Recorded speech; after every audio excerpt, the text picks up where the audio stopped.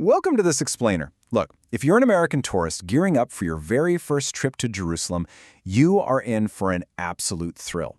What you're about to experience isn't just a quiet walk through a dusty museum, no way. It is a full-on, boots-on-the-ground adventure straight into the original Jerusalem. Most visitors actually arrive not fully knowing the incredible history of the city's founding, or just the sheer scale of the dramatic excavations that have literally exploded here since 1967. So consider this your ultimate pre-adventure briefing. We're going to map out exactly what you're walking into today, and we're going to end with a deep dive, literally, into the dark waters of an ancient engineering marvel. Okay, let's dive into this, because we really need to shatter a massive misconception right out of the gate. When you finally get to Jerusalem, you're going to see the famous towering stone walls of the old city. And honestly, it's totally natural to assume that that is where the biblical kings walked. But actually, scratch that. It's not. Those magnificent walls, they were built way later, in the 16th century, by the Ottoman Empire. The real, original, 3,000-year-old city is hiding somewhere else entirely. Section 1. The real ancient Jerusalem.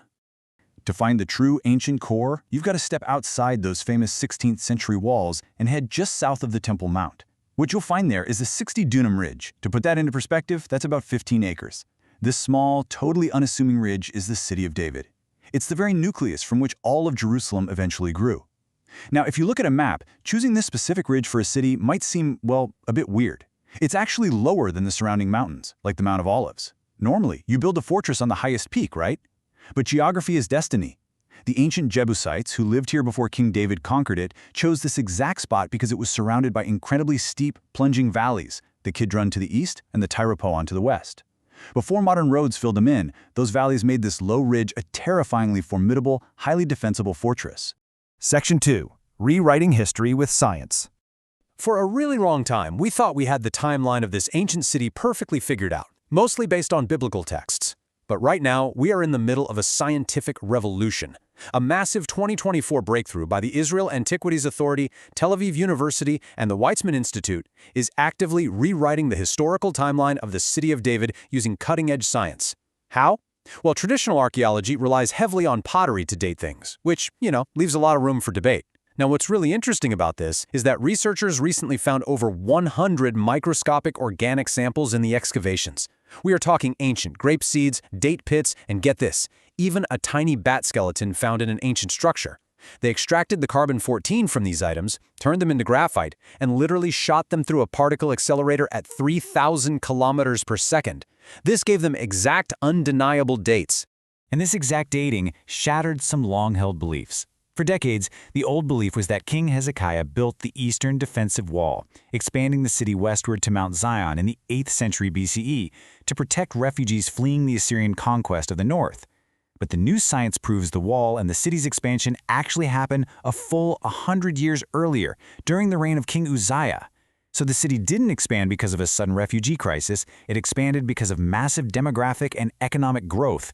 Science is literally fine-tuning history right beneath our feet. Section 3. A Century of Digging.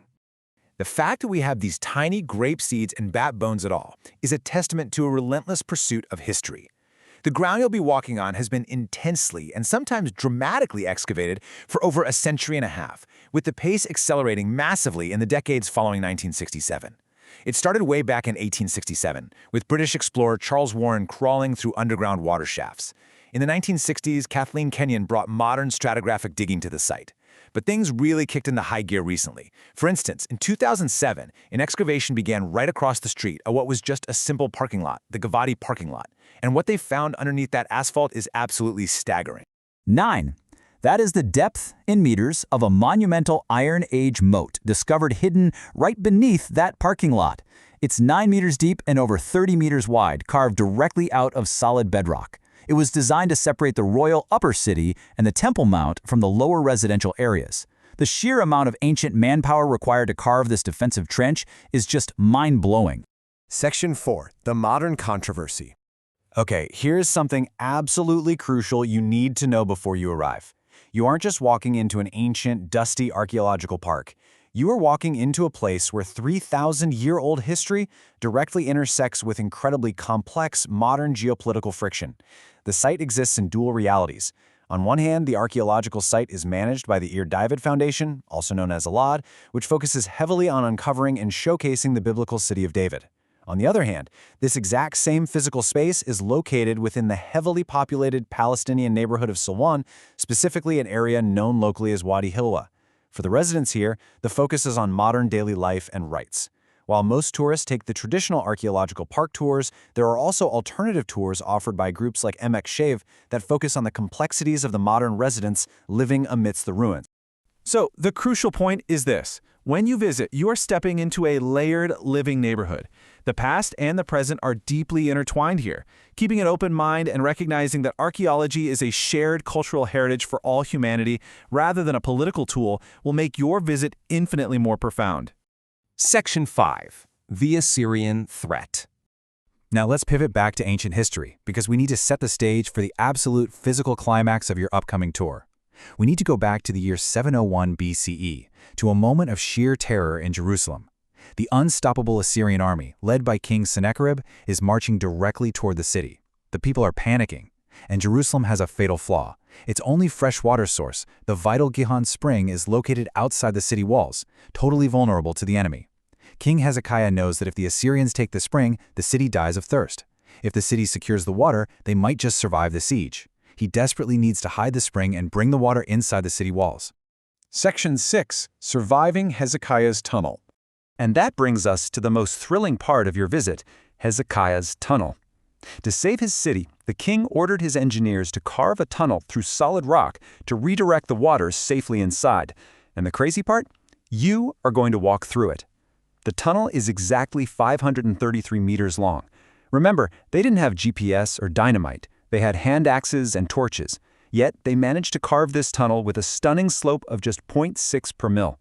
That means from start to finish, over more than half a kilometer of solid rock, the elevation drops by only 33 centimeters. It's a total masterpiece of ancient engineering. So how did they pull off this ancient engineering miracle?